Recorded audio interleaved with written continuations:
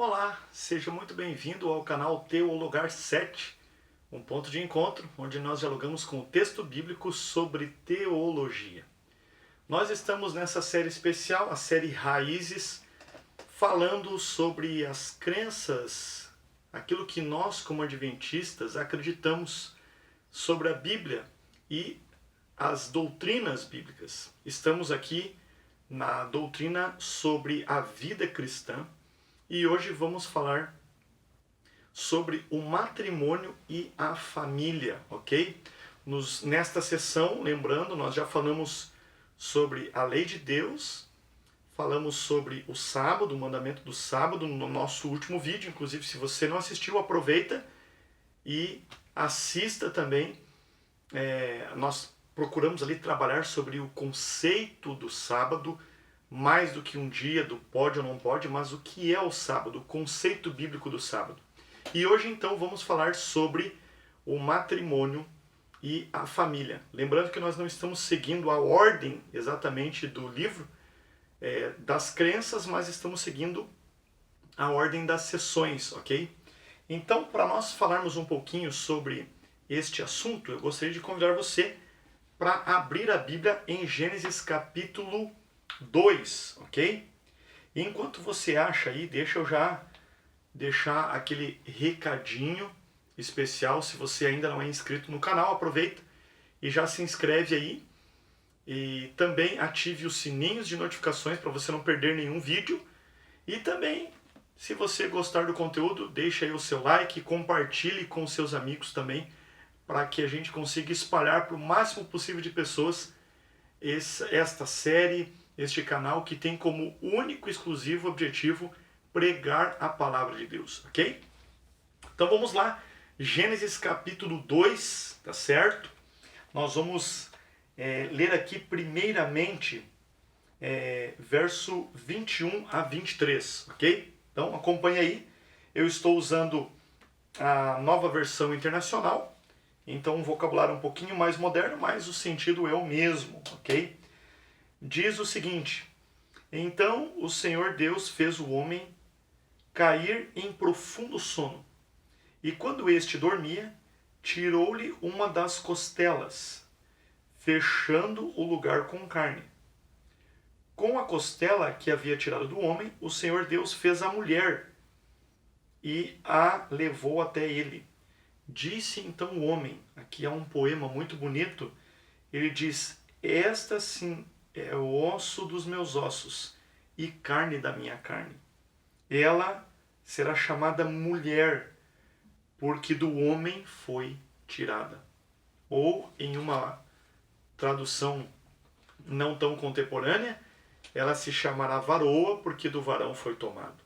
O interessante é que essa palavra homem e mulher, varão e varoa, em hebraico, ela tem uma profunda relação. Nós já falamos um pouquinho sobre isso, mas é bom relembrar. Essa ideia de completude que nós achamos aqui. A completude e os dois se complementando um ao outro, se completando. A palavra hebraica para homem é ish. E a palavra hebraica para mulher é ishá. Literalmente é a mesma palavra, porém o ishá com a terminação feminina. Se nós fôssemos fazer essa comparação no português, eu sei que fica meio estranho, mas só para vocês entenderem, seria o homem e a oma, certo? Você coloca a terminação a no final, tornando a mesma palavra agora feminina, ok? Então, ish e ishá. Então, ela se chamará ishá, porque do ish foi tomada, foi tirada. Então, aqui nós temos o primeiro casamento, a primeira família sendo constituída. E é interessante nós percebermos aqui essa ideia de que um complementa o outro. Os dois são completos quando estão juntos. Quando a gente vai para Gênesis capítulo 1, verso 27, diz assim: criou Deus o homem à sua imagem. A imagem de Deus o criou. Homem e mulher os criou. Então veja, o homem, ele é a imagem e semelhança de Deus? Sim. e a mulher também. Os dois são a imagem e semelhança de Deus sozinhos, mas os dois também são a imagem e semelhança de Deus juntos. E há um comentarista bíblico, Dr. Jacques Ducan, eu já citei ele aqui em outros episódios, ele fala algo bastante interessante sobre isso. O homem sozinho e a mulher sozinha, eles são a imagem de Deus, mas juntos eles refletem ainda mais perfeitamente a imagem e semelhança de Deus, porque juntos eles dão a vida, eles se reproduzem, ou seja, eles dão a vida, assim como Deus dá a vida, o ser humano também, homem e mulher juntos, eles dão a vida também, eles geram a vida. Obviamente que pelo poder de Deus, isso é um milagre, o nascimento, todo este processo é um processo maravilhoso, lindo, e é obra de Deus. Mas o homem e a mulher têm essa missão. Os dois juntos, eles podem dar origem a uma nova vida, se tornando ainda mais semelhantes a Deus. E aqui nós também temos um outro conceito bastante interessante. É o conceito da heterossexualidade. Sabe, nesses dias que estamos vivendo, as pessoas falam muito aí sobre o homossexualismo ou a homossexualidade, enfim, e existe alguns mitos sobre isto. Por exemplo, eu sei que existem exceções, mas as pessoas generalizam os cristãos dizendo que todos os cristãos são contra os gays. Veja, do ponto de vista bíblico, Deus ele criou o homem e criou a mulher. O casamento, a união se dá entre um homem e uma mulher. É heterossexualidade. Isto é um conceito bíblico. Então, como igreja, como cristãos, de maneira alguma nós somos contra os homossexuais. Nós temos um conceito bíblico muito bem estabelecido que não aprova a prática homossexual. E aqui nós precisamos fazer essa diferenciação. Existe o homossexual e existe a prática da homossexualidade. Então, biblicamente, nós não somos contra as pessoas. Essa não é uma questão pessoal de nós sentirmos raiva ou ódio de um homossexual, mas é a desaprovação da prática homossexual que é condenada pela Bíblia, ok? Então, algumas pessoas dizem, olha, os cristãos são preconceituosos. Eu já fui acusado algumas vezes de ser preconceituoso, principalmente quando eu trabalhava com adolescentes, dando aula de ensino religioso. Às vezes nós, para algumas turmas, tocávamos nesse assunto, fazia parte da matéria, e as pessoas diziam, olha, o senhor é um preconceituoso, professor. Eu falei, não, eu não sou um preconceituoso. O que é preconceito? Preconceito é você ter um conceito pré-concebido, um conceito previamente estabelecido, sem ter conhecimento do assunto. Você entende? Isto é um preconceito. A etimologia da palavra é isso. É um conceito pré-concebido. Eu não tenho preconceito, eu tenho um conceito formado, um conceito muito bem estabelecido. E este é o conceito bíblico. O conceito de um relacionamento heterossexual. Isto é o que a Bíblia diz. Você que está me assistindo pode talvez discordar de mim, talvez algum homossexual esteja assistindo e você pode discordar de mim. Olha, eu falo com muito amor e com muito carinho. Eu, como pastor e represento esta igreja, a instituição, nós não somos contra as pessoas. A nossa luta não é contra as pessoas. A nossa bandeira não é ser um povo ativista contra o homossexualismo ou contra essas ideias diferentes sobre casamento, sobre união de pessoas. Não. Nós apenas queremos viver o conceito, ter a liberdade de vivermos aquilo que a Bíblia prescreve. Nós não queremos impor para você o nosso pensamento, mas como pastor nós pregamos aquilo que a Bíblia diz sobre este assunto. E a você cabe a decisão de seguir as normas bíblicas ou rejeitar a vontade de Deus. Essa é uma escolha sua, mas como pastor, como igreja, nós nos posicionamos de acordo com a Bíblia. E a Bíblia nos diz que o relacionamento, ele é um relacionamento monogâmico, certo? E ele também é um relacionamento heterossexual. Porque somente homem e mulher vão se completar e se completar e também se complementar. Ok? Isto é o que a Bíblia nos diz, ok? E aqui falamos, já aproveitando, falar sobre a união monogâmica.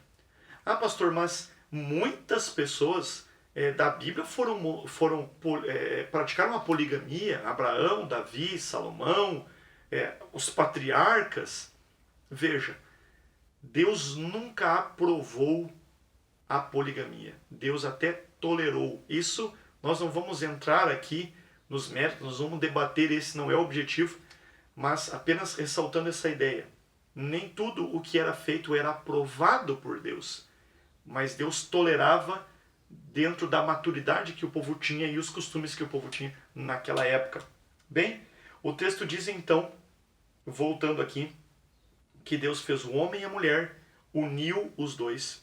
E agora, no verso 24, nós vemos digamos assim, a teologia do casamento, né? Nesse texto como um todo. Mas o verso 24 diz assim: por esta razão, o homem deixará pai e mãe, e se unirá à sua mulher, e eles se tornarão uma só carne. Esse texto, ele fala sobre a ordem do casamento. Como se processa o casamento dentro da visão bíblica. Primeiramente, o homem deixa o seu pai e a sua mãe. Então, o casal, se você quer casar, você precisa ter, em primeiro lugar, maturidade. Maturidade emocional para não depender mais dos seus pais, para tomar as suas decisões. Você tem que ter maturidade financeira para não depender mais do sustento dos pais. É claro que muitas vezes os pais ajudam, isso é nobre, mas eles precisam ter a maturidade para isso. Eles não podem depender 100% dos pais. Então, deixar o pai e a mãe significa essa maturidade. Maturidade emocional, maturidade financeira, é ter essa maturidade para a vida. Há muitas pessoas se unindo em casamento sem terem maturidade. E isto é contrário ao que a Bíblia diz. As pessoas precisam ter maturidade. E maturidade, ao contrário do que muitos podem pensar, não está atrelado à idade. É claro que a idade tem muito que ver, mas não está restrito à idade. Existe, por exemplo, e eu conheço, poderia te dar vários exemplos de pessoas com 19, 18, 19, 20 anos de idade que têm muito mais maturidade do que pessoas de 35, 40 anos de idade. A maturidade não está atrelada à idade especificamente, embora este também seja um ponto a ser levado em questão. Mas aqui a Bíblia diz, deixar pai e mãe, ter maturidade. Quer casar, quer se relacionar com alguém, é preciso ter maturidade. Depois ele diz, e se unirá à sua mulher. A palavra aqui, o verbo aqui unir, é o verbo hebraico davak. E este verbo, ele significa uma união legal. Algumas pessoas, esses dias eu fui questionado por isso, como é que era o casamento naquele tempo, pastor? É porque a gente leu o relato ali do casamento de Isaac. Isaac conheceu a noiva, foi para a tenda, teve relação sexual com ela, estavam casados. O casamento é isso aí? Veja, o texto ele não é 100% descritivo. Obviamente que não foi tratado a bênção dos pais, o compromisso, o dote, este compromisso, essa aliança entre as famílias. Mas isso existia desde que o mundo é mundo. Sempre existiu um compromisso. Aqui Moisés, que escreveu esse texto, já fala sobre isso. Se unirá à sua mulher. Isto é um compromisso legal. É você cumprir as normas legais vigentes no seu país. Então, para você ser casado, não basta apenas fazer uma oração, pedir para que Deus abençoe e você vai morar com a pessoa. Não é assim. Segundo a norma bíblica, você precisa ter um compromisso legal. No nosso caso, o casamento civil. Não a união estável. Porque a união estável não é um compromisso legal, não muda o seu status. Uma pessoa que está em união estável com alguém, ela continua sendo solteira. Você pode ter união estável com mais de uma pessoa no Brasil, mas você não pode casar com mais de uma pessoa. Somente o casamento civil é que vai fazer essa mudança de status. Né? Você deixa de ser solteiro e passa a ser casado. Então, isto é importante, este compromisso legal. E então, depois de seguir desta ordem, ter maturidade, sair da casa dos pais, se unir num compromisso legal, então os dois se tornarão uma só carne. E este uma só carne aqui é uma referência direta à relação sexual, que coroa o casamento. O que é o casamento? O casamento é somente o ato sexual, que concretiza o casamento. O que é o casamento? Em qual ponto está aqui o casamento? Bem, eu acredito que o casamento ele não pode ser resumido a um ato ou a uma cerimônia, mas a um conjunto, né? É um todo. Então, você tem a cerimônia legal, muitas vezes também a cerimônia religiosa, que é o ideal, né? Então, ter a cerimônia civil, ter a cerimônia religiosa e então ter, depois disso, a noite de núpcias, a relação sexual, coroando então o casamento. Lembrando que o sexo, ele é a bênção de Deus. O sexo é a bênção. Deus disse, e lá em Gênesis capítulo 1, por exemplo, lá verso 28 diz, Deus os abençoou e lhes disse, sejam férteis, sede fecundos e multiplicai e enchei a terra.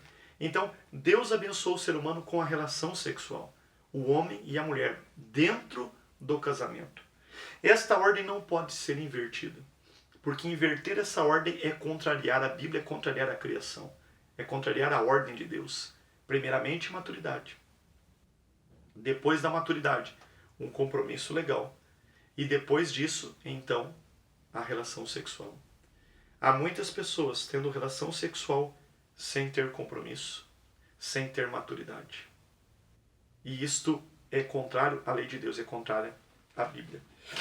Mas, falando mais ainda sobre o casamento, eu quero ler com vocês ainda o texto de Hebreus. Hebreus capítulo 13, verso 4. Abra sua Bíblia aí em Hebreus capítulo 13, verso 4. E aqui nós lemos o seguinte, Hebreus capítulo 13, verso 4. O casamento deve ser honrado por todos. O leito conjugal conservado puro, pois Deus julgará os imorais e os adúlteros. Olha que texto interessante. O casamento deve ser honrado.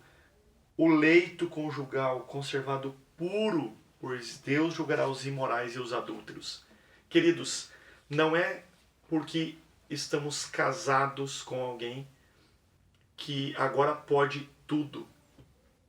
Nós não vamos entrar em detalhes aqui por questão, este é um vídeo para toda a família. Mas com os casais a gente trabalha estas questões. O fato é que tudo aquilo que é imoral, tudo aquilo que é contrário à vontade do outro, que é forçado, tudo aquilo que gera desejos impuros, impróprios, eles não devem ser cultivados dentro do casamento. Isso tem que ver com muitas coisas. E num momento apropriado a gente pode falar para os casais de forma mais específica, mas fica aqui este conselho, esta advertência bíblica. O leito do casamento deve ser um leito puro, deve ser um leito guardado pela moral, pela vontade de Deus. Queridos, a família, o casamento é uma bênção. A família é uma bênção de Deus. É uma instituição sagrada. E eu oro para que Deus abençoe a sua família, para que você viva bem. Se existe alguma coisa que precisa ser reconstruída, que Deus reconstrua na sua casa, que Deus reconstrua a sua família. Se você está solteiro, está pensando em casar-se, não abra mão de seguir a vontade de Deus. Há pessoas que pedem provas de amor que são contrárias à Bíblia. E quando alguém disser isso, você pode dizer assim: eu vou te dar uma prova de amor. Eu vou te dar a prova de amor. A prova de que eu amo você é respeitar você. É respeitar. E eu faço isso respeitando a Deus também, porque você é imagem e semelhança de Deus e eu te respeito. A maior prova de amor que eu posso dar para você é te respeitando. É não violando o seu corpo sem me comprometer com você. Então, é melhor esperar para viver o ideal de Deus. Então, ore a Deus, peça que Deus abençoe você. Se você é casado, que Ele continue abençoando o seu casamento. Se há alguma coisa que precisa ser reconstruída, que o poder de Deus reconstrua. E se você está solteiro, está pensando em casar, talvez está nos preparativos, siga a orientação de Deus. Porque seguir a orientação de Deus é garantia de felicidade. Que Deus abençoe muito você e a sua família. No próximo episódio, nós vamos ainda falar um pouquinho mais sobre esta questão de família, agora na parte 2. E vamos continuar um pouquinho mais esse assunto, falando não só sobre o casamento, mas a família em geral. Que Deus abençoe você e até o nosso próximo encontro.